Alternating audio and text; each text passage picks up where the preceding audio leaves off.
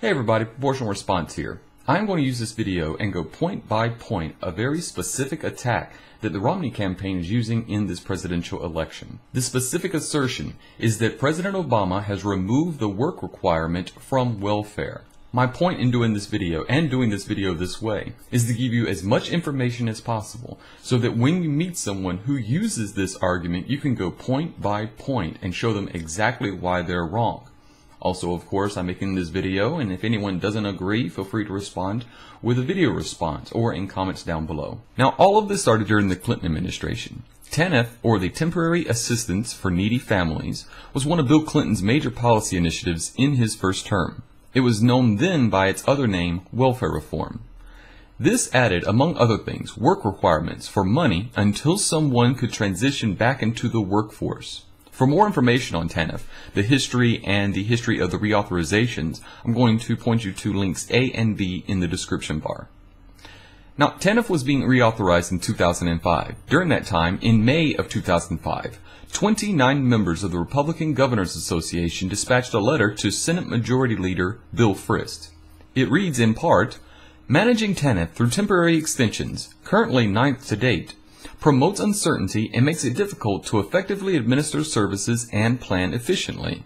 Stable multi-year funding is essential for our states to build on the successful programs we have developed. As governors, we believe the following provisions in the Senate bill are integral to state programs and support their inclusion and protection as the bill moves forward through regular order." Now, of those three provisions, one of those three provisions is called state flexibility. In it, it reads, "State flexibility. The Senate bill provides flexibility to manage their TANF programs and effectively serve low-income populations. Increased waiver authority, allowable work activities, availability of partial work credit, and the ability to coordinate state programs are all important aspects of moving recipients from welfare to work." It's not necessary to read the entire list of governors that signed this. You can do so by clicking on link C below. However, one of those should be noted, and that is Governor of Massachusetts, Mitt Romney. Now that was in 2005. Fast forward to 2011, when President Obama issued a presidential memorandum. In it, he talks about an executive order which he signed a month earlier, which calls on finding better ways for improving regulations and how those regulations are reviewed. The presidential memo's topic was administrative flexibility, lower cost, and better results for state, local, and tribal governments. It states, "Through this memorandum, I am instructing agencies to work closely with state, local, and tribal governments to identify administrative, regulatory, and legislative barriers in federally funded programs that currently prevent states, localities, and tribes from effectively using tax dollars to achieve the best results for their constituents."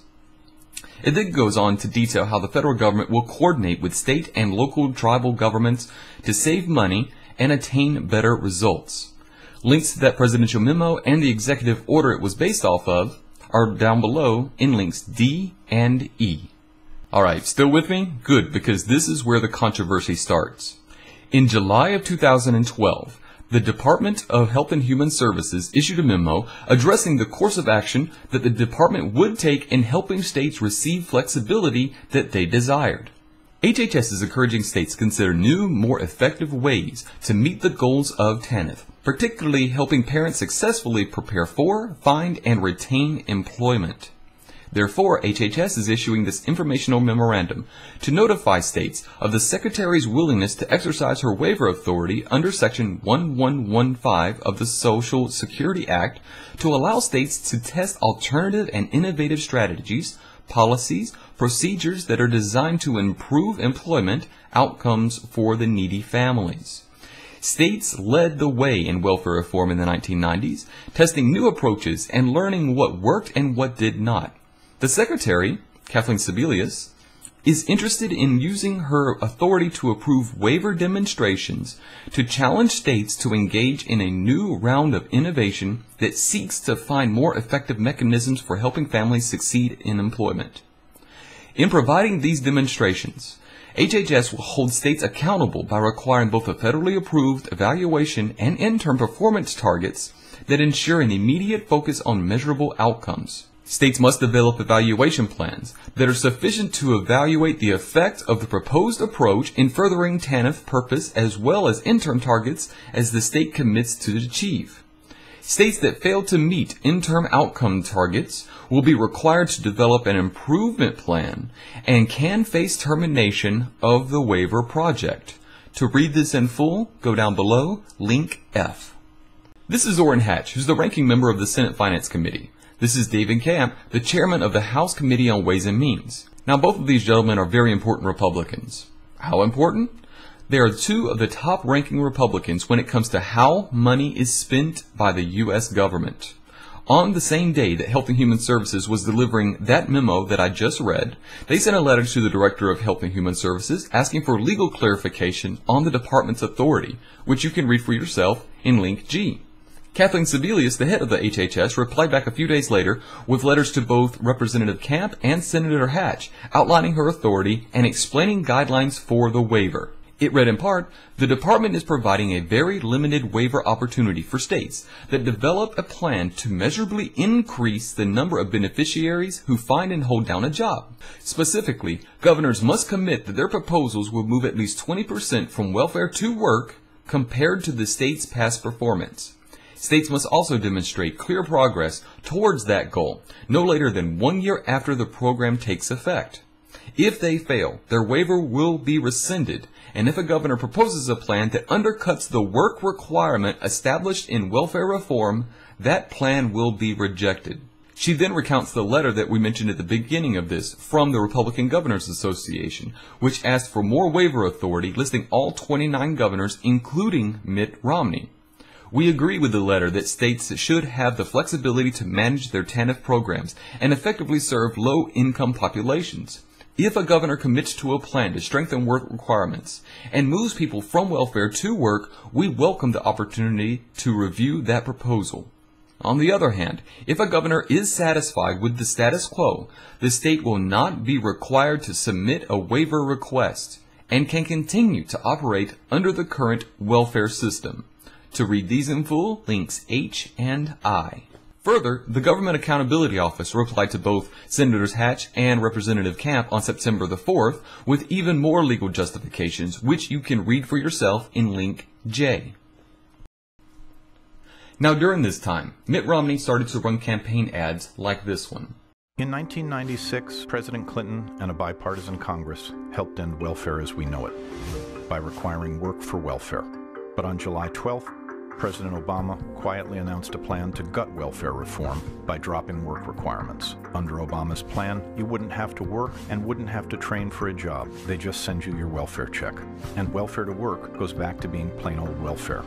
Mitt Romney will restore the work requirement because it works.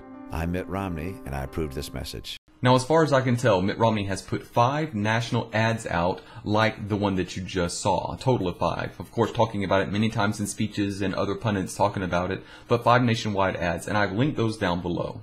And during this time, the fact checkers started to do their job. CNN fact-checked this, ABC News fact-checked this, Washington Post fact-checked this, PolitiFact fact-checked this 5 different ways, and none of them came out in a way that Mitt Romney would like. In fact, I'll link all of those down below so that you can read for yourself. Now, those are all the facts of what's going on, so now it's time for my opinion. This assertion is just patently false. It's false, and it's verifiably false. To make this video, to look up the links, and to read everything that I talked to you about, it took me about 3.5 hours roughly, because some of it I wanted to reread over. I understand that there's not a lot of people who have that extra amount of time to go and fact check every assertion. That's why I made this video.